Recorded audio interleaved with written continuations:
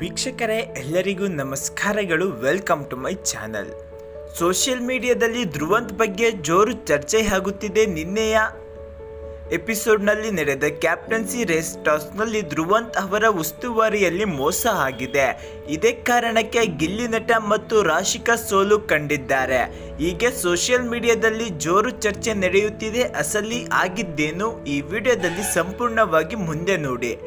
Big ಬಾಸ್ನಲ್ಲಿ Dhruvanth ಅವರು ಹಲವು ಬಾರಿ ಉಸ್ತುವಾರಿ ವಹಿಸಿದ್ದಾರೆ. ನಿನ್ನೆಯ ಎಪಿಸೋಡ್ನಲ್ಲಿ ನಡೆದ ಟಾಸ್ಕ್ನಲ್ಲಿ, ಅಂದರೆ ಬಿಗ್ ಬಾಸ್ ಕನ್ನಡ 12 ಕಾರ್ಯಕ್ರಮದ ಕಟ್ಟ ಕಡೆಯ ಕ್ಯಾಪ್ಟನ್ಸಿ ರೇಸ್ ಟಾಸ್ಕ್ನ ಉಸ್ತುವಾರಿ ಕಾವ್ಯಶೈವ ಹಾಗೂ ಧ್ರುವಂತ್ಗೆ ವಹಿಸಲಾಗಿತ್ತು.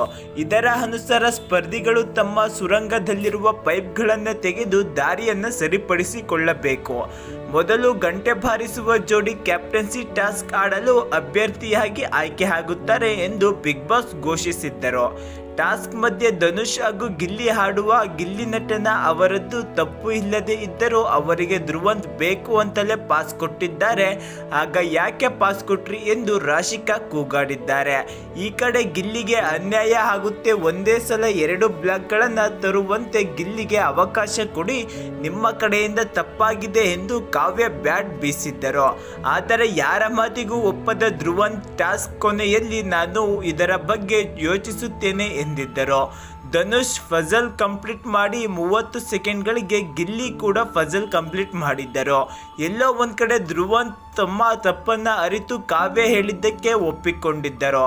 1 ನಿಮಿಷ ಗಿಲ್ಲಿಗೆ ಹೆಚ್ಚು ಟೈಮ್ ಸಿಗುತ್ತಿತ್ತು. ಈ ಮೂಲಕ ಗಿಲ್ಲಿ ಹಾಗೂ ರಾಶಿಕಾ ವಿನ್ ಆಗಬಹುದಿತ್ತು ಅನ್ನೋದು ವೀಕ್ಷಕರ ಅಭಿಪ್ರಾಯ. ಉಸ್ತುವಾರಿ ಧ್ರುವಂತ್ ಮಾಡಿರೋದು ತಪ್ಪಿನಿಂದ ರಾಶಿಕಾ ಮತ್ತು ಗಿಲ್ಲಿಗೆ ಅನ್ಯಾಯ ಆಯಿತು. ಇದು ಫೇರ್ ಅಲ್ಲ.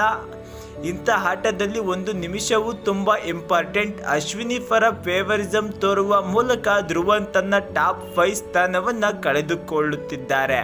ಅವರು ಗೆಲ್ಲೋಕೆ ಬಂದಿದ್ದಾರೋ ಅಥವಾ ಅಶ್ವಿನಿ ಗೌಡರನ್ನು ಗೆಲ್ಲಿಸೋಕೆ ಬಂದಿದ್ದಾರಾ?